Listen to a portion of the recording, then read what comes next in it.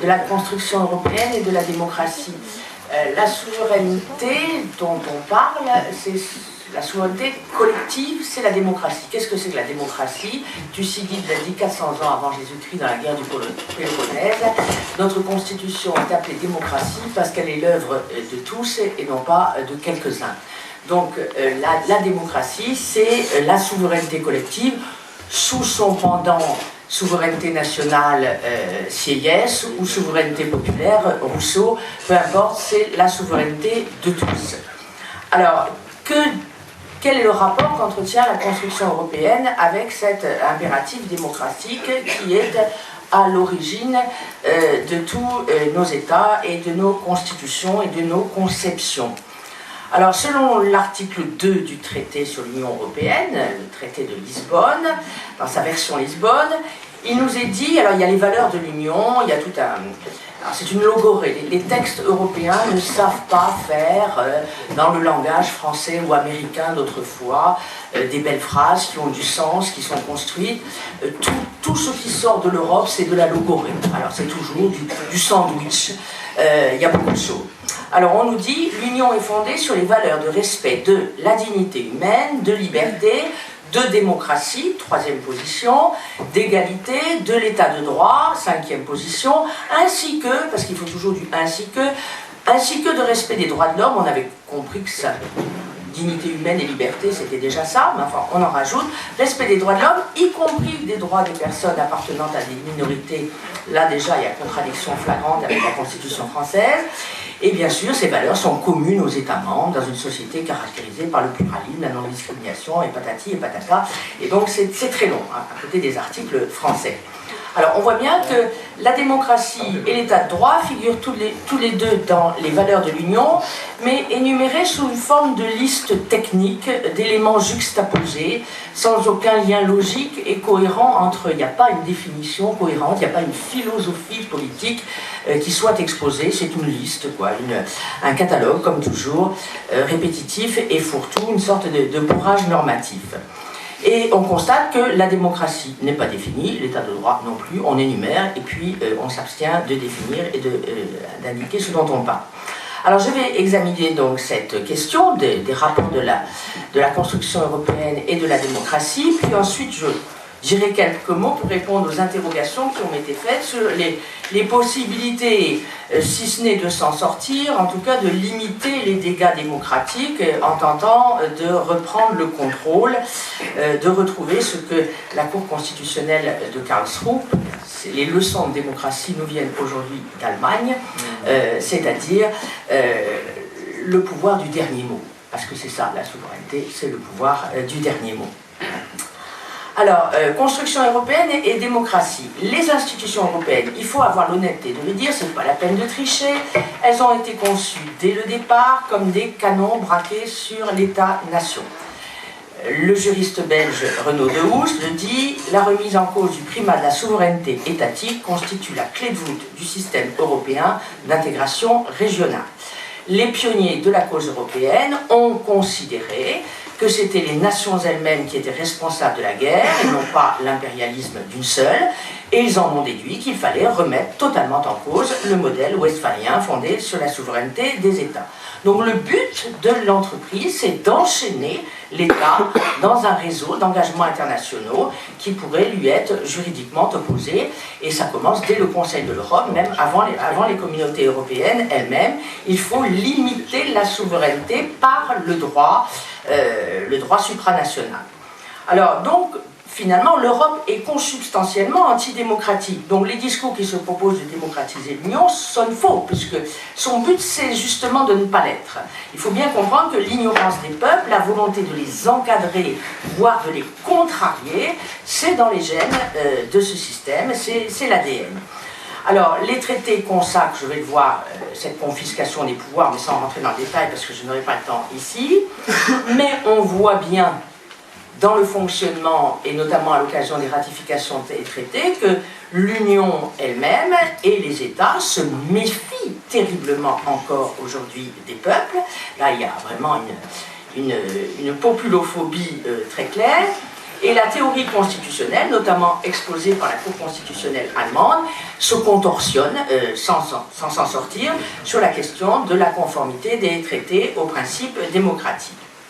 Alors, premier élément, la confiscation du pouvoir démocratique. Je ne vais pas vous faire un dessin, vous le savez tous. Le pouvoir exécutif européen est confié à une commission dont on insiste sur le fait que les membres sont choisis en raison de leur engagement européen et de leur indépendance. Et on insiste 2 fois dans les traités sur l'indépendance des commissaires, mais indépendance par rapport à qui? Par rapport à des gouvernements démocratiques. C'est clair. Donc, le but, c'est ça, c'est qu'un commissaire européen, ça ne doit plus répondre aucunement devant les... Ça n'appartient plus à un gouvernement démocratique responsable devant un parlement élu démocratiquement.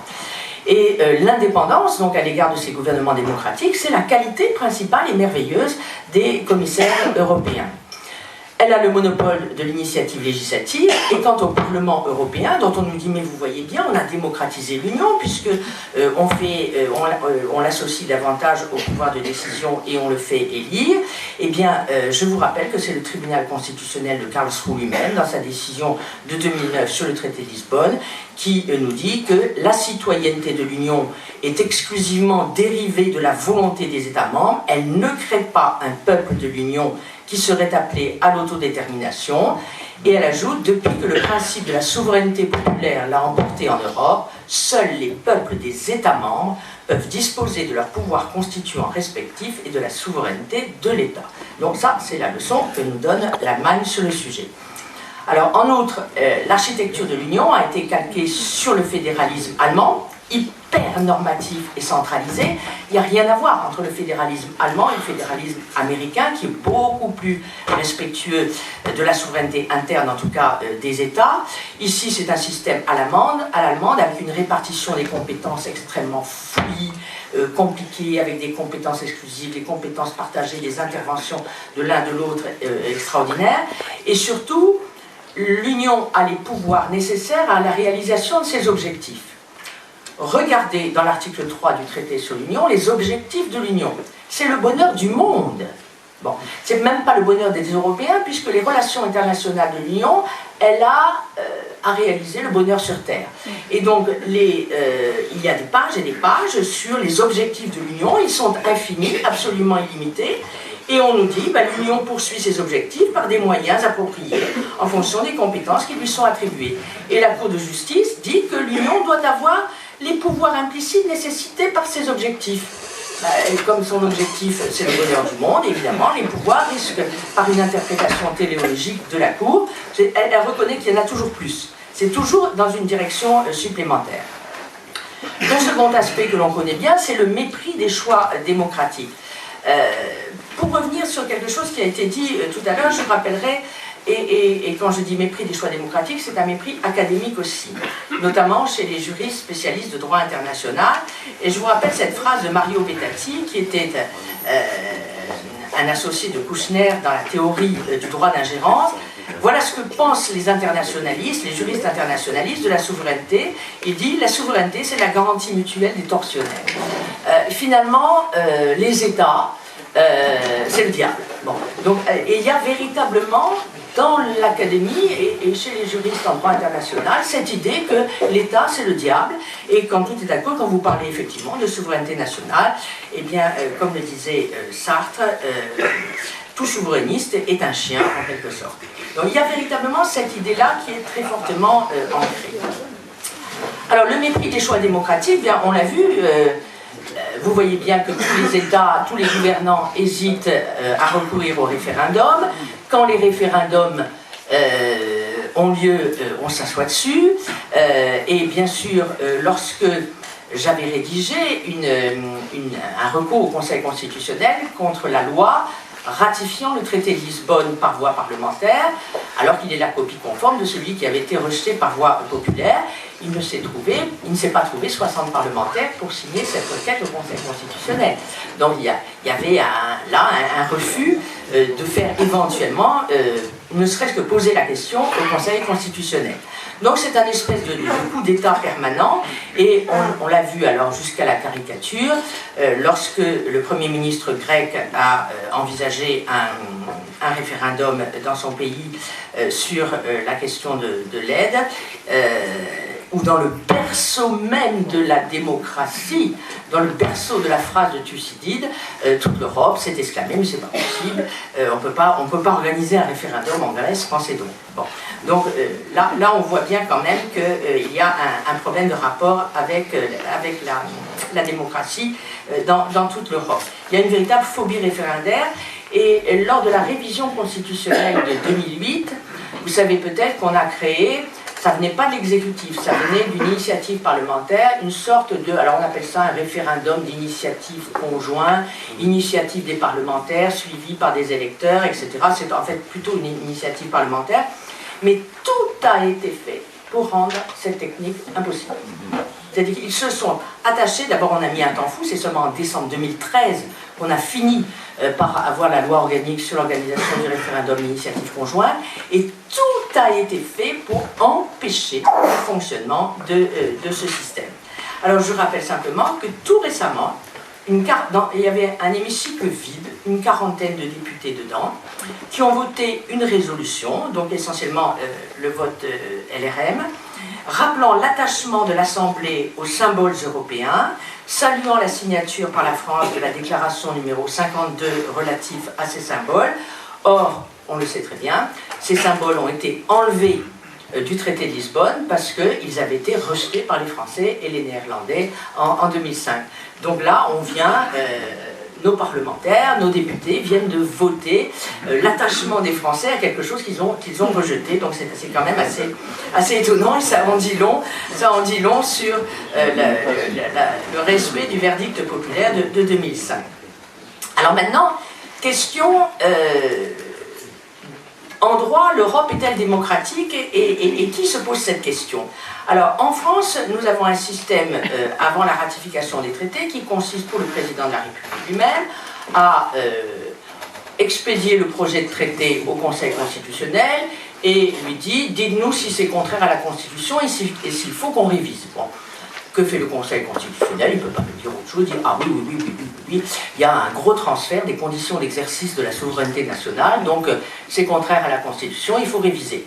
Et puis qu'est-ce qu'on fait? Eh bien, on met à la fin de la Constitution, dans le titre 15, une petite phrase « La République participe à l'Union européenne dans les conditions prévues par le traité signé à Lisbonne en 2007, etc. » On a une petite phrase, un petit machin, là qu'on cache sous le tapis à la fin, qui dit « ben voilà, ça y est, on ratifie ». Mais on ne modifie pas tous les articles dont le Conseil constitutionnel a dit qu'ils étaient bafoués par la ratification du traité. On ne change pas les compétences du Parlement, on ne change pas le domaine de la loi, on ne change rien. On ne touche pas un mot de la souveraineté. C'est-à-dire qu'on a une constitution dont la fin dit exactement le contraire de ce que dit le début. Hein, on proclame la souveraineté au début, et puis à la fin, on l'abdique, et puis ça marche comme ça, avec un système de tête à queue constitutionnel. Alors, en Allemagne, il n'en va pas de même. Pour une raison qui est très intéressante pour les juristes, c'est que en Allemagne, tout d'abord, il y a ce qu'on appelle une supraconstitutionnalité, ce qu'on appelle la clause de pérennité de l'article 79 de la loi fondamentale, qui interdit de réviser le caractère démocratique de l'Allemagne. Bon, donc il n'y a pas le droit. Tandis qu'en France, le Conseil constitutionnel nous dit que le pouvoir constituant est souverain, et moi je ne peux pas contrôler une loi constitutionnelle. Je ne peux pas contrôler une révision constitutionnelle, qu'elle soit adoptée par le peuple ou par le Congrès. Tandis qu'en Allemagne, si la Cour constitutionnelle peut se prononcer sur une loi constitutionnelle. La seconde particularité du droit allemand, c'est qu'il existe un droit de recours individuel ou collectif d'association devant la Cour.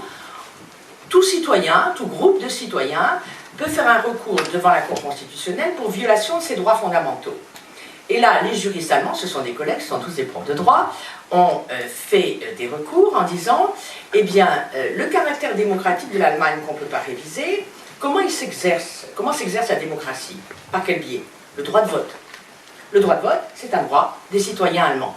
Donc, si vous ratifiez un traité qui abdique la souveraineté du Bundestag, eh bien, vous portez atteinte au droit fondamental de vote des Allemands, à notre droit de participation. N'oublions pas que le droit de vote fait partie des droits de participation, des droits politiques.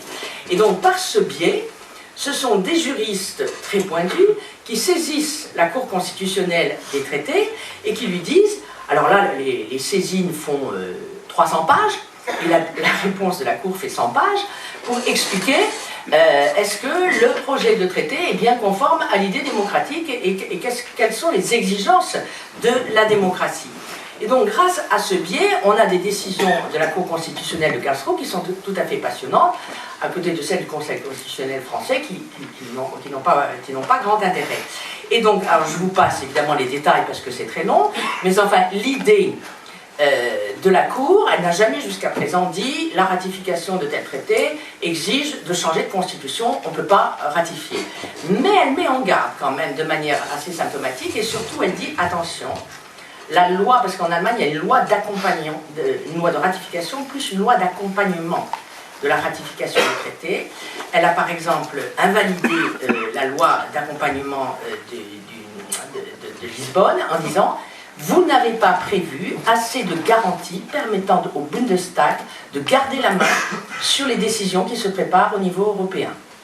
Et donc elle exige systématiquement qu'on n'abdique pas complètement et que le Parlement contrôle les projets d'actes européens et qu'il mette en œuvre un certain nombre de prérogatives. Ça reste théorique pour l'instant, mais quand on nous dit par exemple qu'on pourrait aller encore plus loin en matière d'intégration, etc., les Allemands savent qu'ils sont quand même sous contrôle de la Cour et elle n'hésitera pas parce qu'ils sont très courageux ces juges-là, ils ont toujours affronté les questions et donc on se dit il y a une petite épée de Damoclès et il y a un moment où elle peut dire non. C'est tout simplement, là vous avez, l'Allemagne n'a plus le dernier mot, on ne peut plus, il faut changer complètement de constitution. Alors quelles sont les solutions puisque vous m'en demandez? Je serais tenté de vous dire que la seule solution c'est d'avoir la volonté, mais comme personne n'est là, je ne vois pas de toute façon. Qu'est-ce qu'on pourrait faire d'autre? Alors, par ordre décroissant, nous avons bien sûr le Frexit, on peut toujours mettre en œuvre, nous aussi, l'article 50.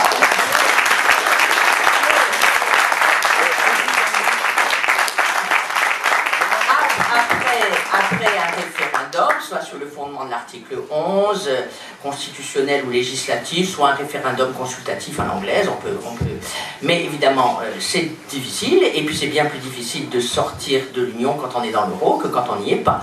Donc c'est déjà un parcours du combattant pour les Anglais. Pour nous, ce serait difficile, et je ne suis pas certaine d'ailleurs que les Français ne soient pas un petit peu inquiets de cet aspect-là. On peut aussi négocier, exiger de négocier un statut spécial, comme l'avait fait David Cameron avant le Brexit.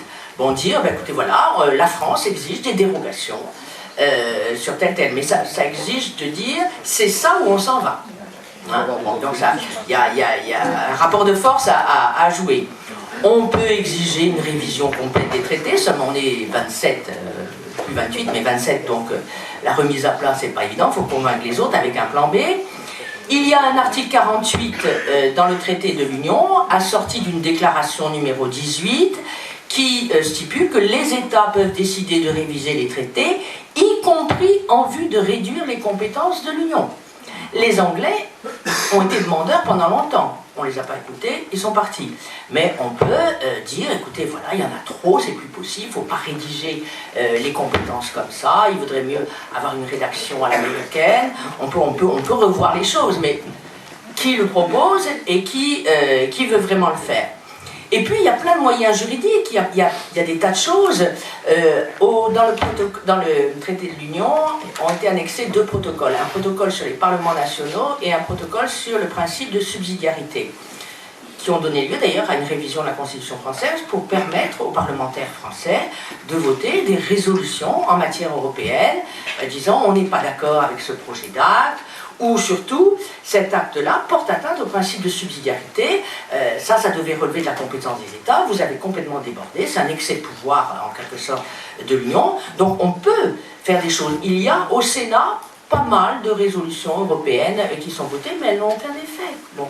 Et j'étais à Athènes dans un colloque où les autres juristes des autres pays européens disent aussi nos parlementaires font pas grand-chose, quoi. Ils n'utilisent pas les possibilités de rébellion, en quelque sorte, qui leur sont reconnues par les textes pour se plaindre des excès de pouvoir. On peut toujours aussi saisir la Cour de justice de l'Union quand on n'est pas d'accord, mais on ne le fait pas.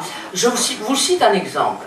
Ici, c'est pas l'Union, c'est la Cour européenne des droits de l'homme. La Cour européenne des droits de l'homme, et j'avais été à Athènes à un colloque là-dessus, j'avais interrogé chevènement avant de partir et tout, c'était sur la question, je devais parler de la liberté d'expression des militaires. Et j'avais dit dans ce colloque à Athènes, la Cour européenne n'osera jamais condamner la France parce qu'on ne reconnaît pas la liberté syndicale aux militaires. Et Jean-Pierre m'avait dit avant, oh, je suis de façon complètement hostile à ça. Donc je suis parti en disant, non, la Cour n'osera pas. Et manque de bol, à peine n'avais-je parlé que ça y est, elle a osé. Elle a osé condamner la France dans l'arrêt Matteli contre France de 2014. Je constate une chose, c'est que la France n'a pas fait appel. Ça a rendu Henri Guénaud complètement fou, mais on n'a pas bronché, on s'est laissé faire. Alors que quand la même Cour a condamné l'Italie pour la présence des crucifix dans les écoles publiques, les Italiens se sont mobilisés, il y a eu un recours à la Grande Chambre, avec un tel torrent d'insultes contre la Cour et menaces de se sortir du Conseil de l'Europe, que la Grande Chambre de la Cour européenne des droits de l'homme a rétropédalé à l'unanimité. Comme quoi, quand on rugit un peu, peut-être on peut faire reculer les décisions européennes. Donc moi je pense que c'est une question de volonté, et puis c'est une question de tonalité aussi dans la façon de dire les choses. Je crois que François Mitterrand avait convoqué le juge européen à Strasbourg en lui disant, écoutez cher ami, vous allez retourner voir vos petits copains et vous leur dites que si ça continue comme ça, eh bien on se retire de la convention et puis ce sera clair. Bon. Et je ne suis pas sûre qu'on sache encore aujourd'hui utiliser ce genre de choses. J'ai l'impression, en tout cas le discours que j'ai entendu à la Sorbonne, bon bah c'est pas tout à fait dans ce sens-là. Donc voilà, on peut avoir...